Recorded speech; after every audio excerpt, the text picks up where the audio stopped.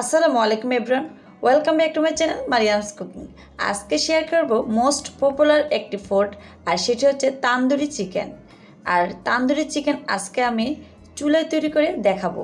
আশা করছি আজকের রেসিপি দেখে আপনারা সবাই তৈরি করতে পারবেন সবার পছন্দের তান্দুরি চিকেন। আর তান্দুরি চিকেনগুলো আজকে আমি একদম সহজভাবে উপস্থাপন করার চেষ্টা করেছি। আশা করছি যে কেউ এই রেসিপিটি দেখে তৈরি করতে পারবেন পারফেক্ট তান্দুরি চিকেন। তো যারা আমার চ্যানেলে এখনও নতুন তারা চ্যানেলটিকে সাবস্ক্রাইব করে পাশে থাকার অনুরোধ রইল। তাহলে চলুন রেসিপিটি শুরু করা যাক। তান্দুরি চিকেনের জন্য আমি প্রথমে মশলাগুলা ম্যারিনেট করে নিব চিকেনগুলা। তার জন্য আমি 4টি লেগ পিস নিয়েছি। তো আপনারা চাইলে লেগ ছাড়া অন্যান্য পিস নিতে পারেন, তবে লেগটাই দেখতে সুন্দর হয়।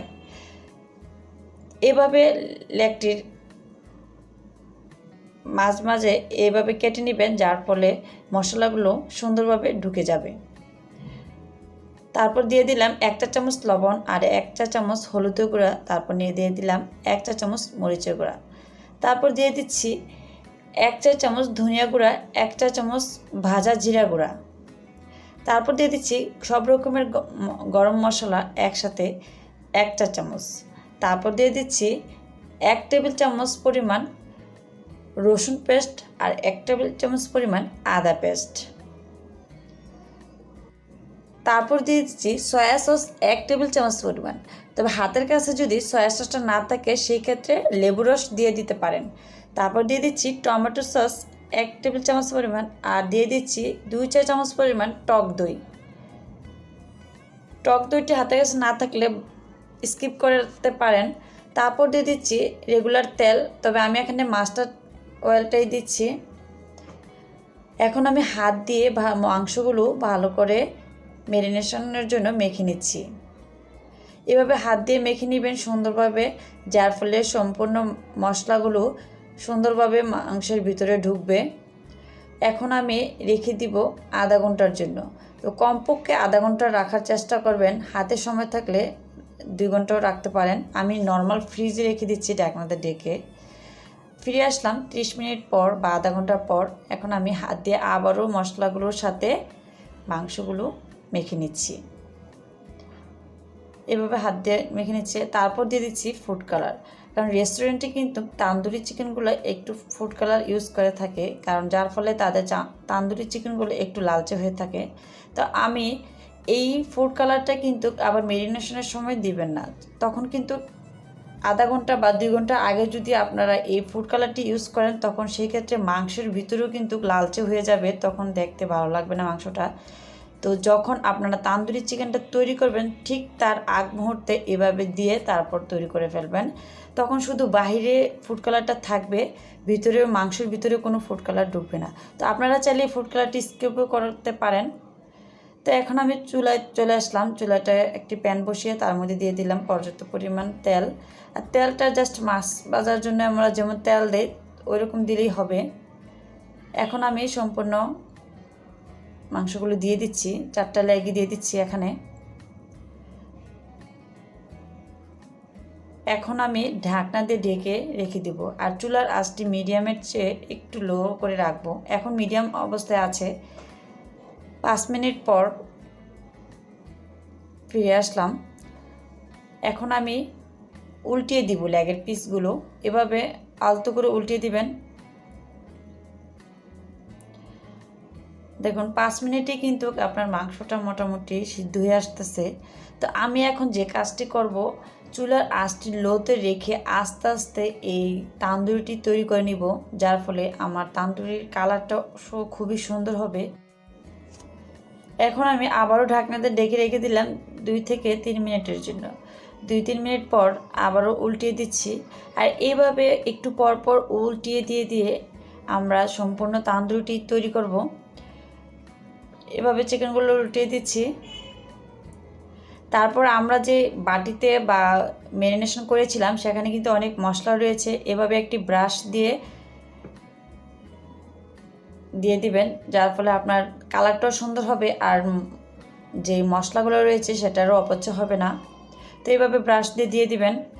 তো এক পিঠ হয়ে আসার পর আবারও উল্টিয়ে দিচ্ছি। দেখুন ওপর পিঠটা কিন্তু সাদা রয়েছে, তো আমরা ওই পিঠেও আবার এই মশলাগুলো দিয়ে দিব। তো এইভাবে দিয়ে দিলে আপনার তান্দুরির যে কালারটা আছে সেটাও সুন্দর হবে, আবার দেখতেও সুন্দর লাগবে, প্লাস হচ্ছে মশলাটাও অপচয় হবে না। আর চুলার আঁচটা অবশ্যই লো করে রেখে দিবেন, তবে নিচ দিয়ে যেন পুড়ে না যায় সেদিকে খেয়াল রাখবেন। তবে একটু একটু পুরা পুরা বা লালচে লালচে হলেই ভালো লাগে, দেখতে সুন্দর হয়। তো এইভাবে তৈরি করবেন এটা। আর অতিরিক্ত যদি তেল হয় সেই ক্ষেত্রে তেলটা একটু কমিয়ে ফেলবেন, কারণ আমারও কিন্তু তেল মনে হচ্ছিলো যে একটু বেশি হয়েছিল, তাই আমি 2-4 চামচের মতো একটু পরে কমিয়ে ফেলবো। তো আপনাদেরকে সেটা আগের জন্য বলে দিচ্ছি। শেষের দিকে এসে তেল তেমন প্রয়োজন নেই, তাই তেলটা চাইলে 2-1 চামচ কমিয়ে রাখতে পারেন। তো এভাবে কিন্তু আমি তৈরি করে ফেললাম আমার তান্দুরি চিকেন। দেখুন কত সহজে তৈরি করে ফেললাম, আর কালারটাও কিন্তু খুবই ইয়াম্মি হয়েছে। তো এইভাবে উল্টিয়ে পাল্টিয়ে তৈরি করে নিচ্ছি আমার তান্দুরি চিকেন। আর এটা তৈরি করতে কিন্তু তেমন সময় লাগে নাই, মাত্র 20 থেকে 25 মিনিটের মতো সময় লেগেছে। দেখুন তেলটা এক্সেস যে তেলটা রয়েছে আমি সেটা তুলে ফেলবো একটি চামচ দিয়ে, যার ফলে আমার যে মাংসটা রয়েছে সেটা একটু একটু ড্রাই থাকবে, দেখতে সুন্দর লাগবে। এভাবে উল্টিয়ে পাল্টিয়ে সাবধানের সাথে সম্পূর্ণ তান্দুরিটি তৈরি করবেন। তো তৈরি হয়ে গেল আমার তান্দুরি চিকেন। দেখলেন তো কত সহজে তৈরি করে ফেললাম। এখন আমি যে তান্দুরিতে যে একটা স্মোকি ফ্লেভার আছে সেটা তৈরি করার জন্য এখন কি করছি, একটা কয়লাকে চুলায় রেখে তারপরে একটা বাটি নিয়েছি, দেখতেই পাচ্ছেন, ওই বাটিতে রেখে দেব। বাটিতে রেখে দিলাম। এখন সামান্য একটু তেল দিয়ে দিচ্ছি, যার ফলে এটার যে ধোঁয়াটা রয়েছে সেটা ছড়িয়ে পড়বে। এবার ঢাকনাতে ঢেকে রেখে দিলাম 5 মিনিটের জন্য, যার ফলে তান্দুরির সুন্দর একটি ফ্লেভার আসবে। আর যে সবসময় তো হাতের কাছে এক টুকরো কয়লার জন্য বাজারে যাওয়া হয় না, তো যাদের হাতের কাছে থাকে না তারা এভাবে ছোট একটি কাঠ বা নষ্ট কাঠ পুড়িয়ে কয়লাটা তৈরি করে নিতে পারেন। তার যাদের কাছে আছে তারা তো থাকবেই, সমস্যা নাই। এখন লকডাউন, আর এক টুকরা কয়লার জন্য আবার বাজারে যাওয়া হবে, সেজন্য আমি এটা তৈরি করছি। আর সবার সুবিধার্থে আমি একটু দেখিয়ে দিলাম। 5 মিনিট পর কিন্তু ঢাকনাটি খুলে দেখতে পাচ্ছেন কতটা ইয়াম্মি হয়েছে, আর সুন্দরভাবে তান্দুরির ফ্লেভারটা অনেক সুন্দর হয়েছে। অলরেডি সারা ঘর ছড়িয়ে পড়েছে এটার ফ্লেভার। তো আশা করছি তৈরি করতে পারবেন এভাবে পারফেক্ট তান্দুরি চিকেন। আর আজকে চিকেন তান্দুরিগুলো আমি নান রুটির সাথে পরিবেশন করে দিচ্ছি। আর এই নান রুটির রেসিপিটাও কিন্তু এর আগের ভিডিওতে শেয়ার করেছি। তো যারা মিস করেছেন তার নিচে ডেসক্রিপশন বক্স থেকে অবশ্যই দেখে নেবেন। আর আপনাদের কাছে এই রেসিপিটি কেমন লেগেছে অবশ্যই কমেন্টসের মাধ্যমে জানাবেন। আর কোনো প্রশ্ন থাকলে অবশ্যই প্রশ্ন করবেন। আর কোনো আমাকে সাজেস্ট করার থাকলে অবশ্যই সাজেস্ট করবেন, কোনো সমস্যা নেই। দেখুন কতটা সুন্দর কুক হয়েছে, আর খেতে খুব দারুণ হয়েছে।